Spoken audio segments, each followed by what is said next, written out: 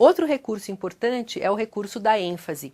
Quando eu enfatizo alguma palavra, eu dou valor a essa palavra e eu me coloco pessoalmente mostrando para o meu interlocutor que eu estou considerando aquele trecho importante.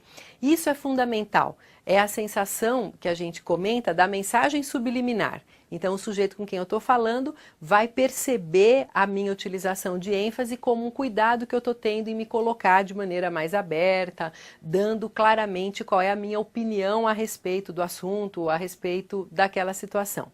Fora isso, a ênfase está muito associada à ideia de entusiasmo na comunicação.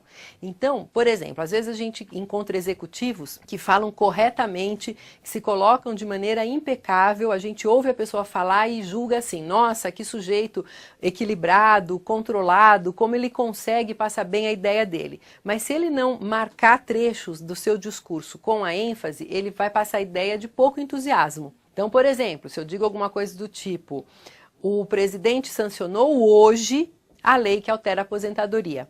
Eu destaco hoje e nessa linha eu estou chamando a atenção para o momento em que a informação está acontecendo. Muda de figura se eu desloco essa ênfase para um outro trecho. Se eu falo, por exemplo, o presidente da República sancionou hoje a lei que altera a aposentadoria. Agora eu estou chamando a atenção para a mudança. Então, a ênfase é um recurso que é utilizado e que produz um impacto interessante, chama a atenção e passa para as pessoas a impressão de entusiasmo, de motivação em quem está falando. Isso, quando a gente está falando representando a empresa, é fundamental. Um outro recurso da fala que é interessante diz respeito à duração das vogais. As vogais, elas produzem um impacto muito importante.